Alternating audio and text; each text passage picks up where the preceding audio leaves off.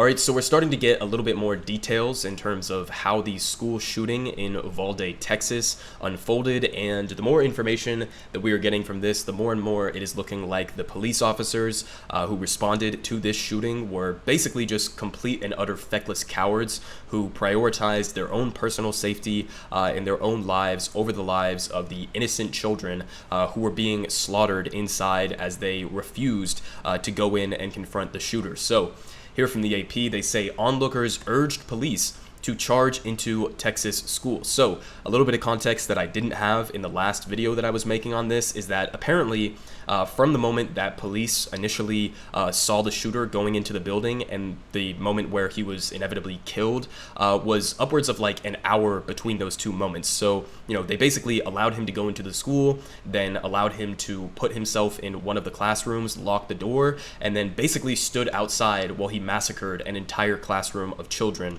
And the police did absolutely nothing about it. But they say here, frustrated onlookers urged police officers to charge into the Texas elementary school, where a gunman's rampage killed 19 children and 2 teachers.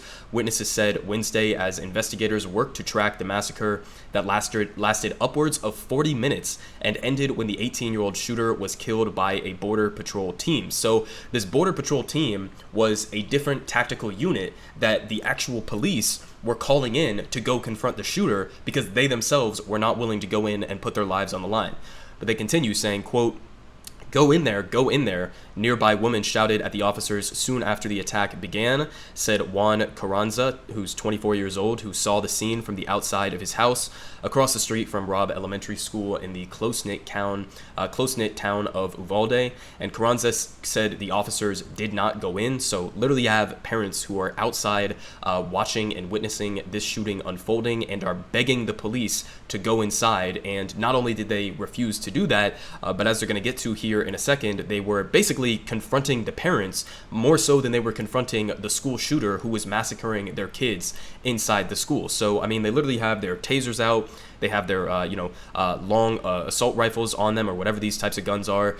They're fully kitted out. Clearly, they have the numbers advantage over the shooter, and yet they are throwing parents to the ground, throwing bystanders to the ground who were trying to get them to go in to confront the shooter, and they're just standing outside being complete fucking cowards. But they continue here saying Javier Cazares, whose 4th grade daughter, Jacqueline Cazares, was killed in the attack, said that he raced to the school when he heard about the shooting, arriving when police were still gathered outside the building. And they say upset that police were not moving in, he raised the idea of charging into the school with several other bystanders, and he said, quote, let's just rush in because the cops aren't doing anything like they're supposed to, he said. More could have been done, and he said they were unprepared. And honestly, I mean, if you're a cop and you are fully kitted out as these police officers were, and you're not willing to go in with, 4 or 5 of your other buddies, or even more than that, to go stop this guy from killing innocent children, then fuck it, give your gun to one of the parents, give your kit to one of the parents that was standing by and were actually willing to go in to make an attempt to save some of these kids. I mean, they would have done a much better job than the police did. But they continue here saying, minutes earlier, Carranza had watched as Salvador Ramos crashed his truck into a ditch outside the school, grabbed his AR-15 semi-automatic rifle, and shot at 2 people outside near a funeral home who ran away uninjured. And officials say he encountered a school district security officer outside the school, though there were conflicting reports from authorities on whether the men exchanged gunfire. And after running inside, he fired on 2 arriving Uvalde police officers who were outside the building, said Texas Department of Public Safety spokesperson Travis Considine, and the police officers were injured. And they say after entering the school, Ramos charged into one classroom and began to kill.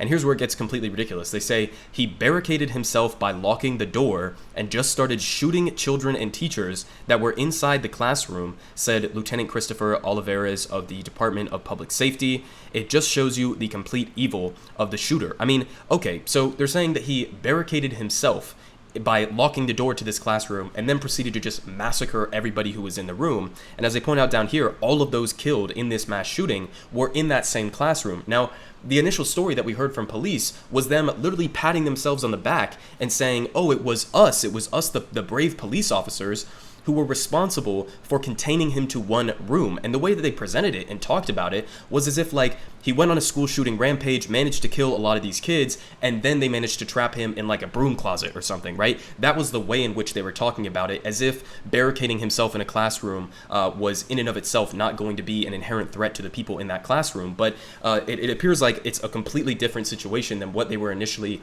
trying to portray with their stories that they were coming out with. And it seems like they weren't responsible for him barricading himself in the classroom. He just decided to go into the classroom, then locked the door, and then the police basically said, okay, I mean, I guess, situation contained, even though there were innocent children and teachers that were inside that classroom. They were acting as if that's containment. There were children inside that classroom that he was massacring as they stood outside and said, oh, well, good for us. We contained him to one room. I mean, what the fuck? Just completely demented. But they continue saying, Department of Public Safety Director Steve McCaw told reporters that 40 minutes to an hour elapsed from when Ramos opened fire on the school security officer to when the tactical team shot him, though a department spokesperson said later that they could not give a solid estimate of how long the gunman was in the school or when he was killed. Kind of insane that they don't have any of the specifics on that, but they said, quote, the bottom line is law enforcement was there, yeah, and they were doing fucking nothing. And they said they did engage immediately, okay, and then immediately disengaged and allowed him to barricade himself in a classroom and kill everybody within it. And they said they did contain Ramos in the classroom. So again, they're acting as if this is like a victory. This is a dub from the perspective of the police, that you managed to contain him to one classroom. What the fuck? There were innocent children, at least over, almost 24 of them, who were killed as a result of him being contained to that classroom and you refusing to go in to confront him. So just, again, completely ridiculous framing here. But they continue saying, meanwhile, a law enforcement official familiar with the investigation said the Border Patrol agents had trouble breaching the classroom door. Okay, trouble breaching the classroom door. The same Border Patrol agents and police forces that on a very regular basis conducting no-knock warrants have no problem whatsoever with getting into, random citizens' houses that are locked as well. But apparently this classroom door was just completely unbreachable, even from a tactical unit. And they said that they had to get a staff member to open the door with a key. Okay, not themselves going and getting the key and then unlocking it themselves to then breach the door. They asked a staff member to go and open the door for them. What the fuck? And they say the official spoke on the condition of anonymity because he was not authorized to speak publicly about the investigation. And finally, they say Carranza said the officers should have entered the school sooner. And they said there were more of them. There was just one of him, he said. And he's absolutely 100% correct.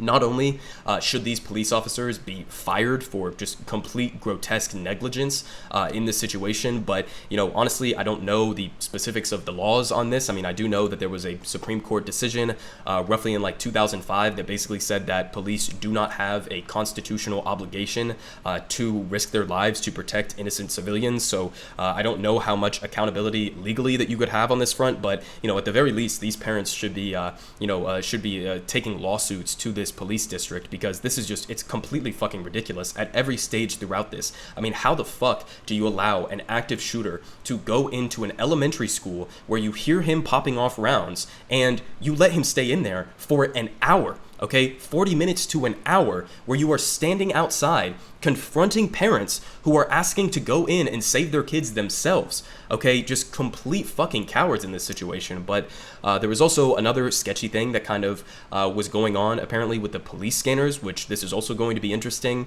Here from Sarah Jong, she says, what the fuck is going on with the police scanner archive and the missing 18 minutes of audio? Has anyone figured out what the hell is happening there? So apparently there's like a huge chunk during when this mass shooting was happening that the police scanners and the archives for them have gone completely silent. Now, there could be some other potential explanations from this, but clearly it seems like, that a lot of these police officers would not want a lot of these police scanner audio tapes, or whether it's, their body cam footage, to be made public, because they don't want the public to see what they were talking about while this was going on. They don't want the public to see them, wrestling innocent parents to the ground as they were trying to go in and do the job that these police officers were supposed to be fucking doing and risking their lives. I mean, how often do we hear about how dangerous it is to be a police officer, even though it's not even in the top 15 most dangerous jobs in the country?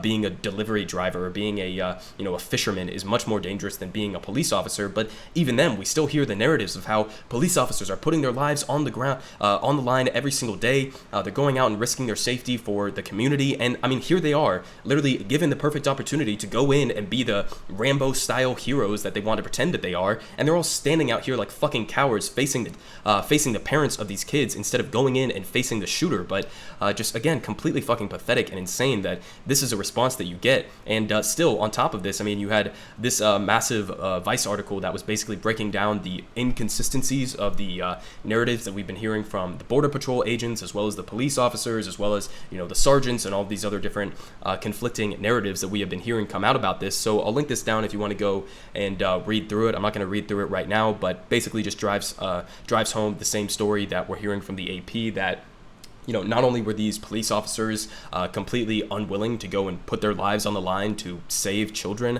in this instance, but it appears like they definitely at least whitewashed their inaction, if not outright lied about it. So, you know, I think that there should be investigations into these police officers, and if there aren't direct criminal charges, there should be lawsuits brought against this police department. But on top of that, I mean, Jesus Christ, these people need to resign in disgrace and, you know, recognize that to some degree at least that they have some blood on their hands with their inaction. I mean, this is your job. Your whole job as a police officer is to, you know, actually go in and confront violence in a situation like this. And, you know, you have conservatives coming out and proposing solutions to the problem of gun violence. And their solutions are like, well, we need more armed guards at schools, or, you know, we need to arm teachers. And it's like, very clearly, it doesn't matter. You can have fully kitted out police officers, as we saw in that still image from one of the videotapes from a bystander. You can have fully kitted out police officers with long range assault rifles. You can have them kitted out with body armor and everything, and at the end of the day, they're still going to be cowards. They're still not going to be willing to actually go and put their lives on the line. So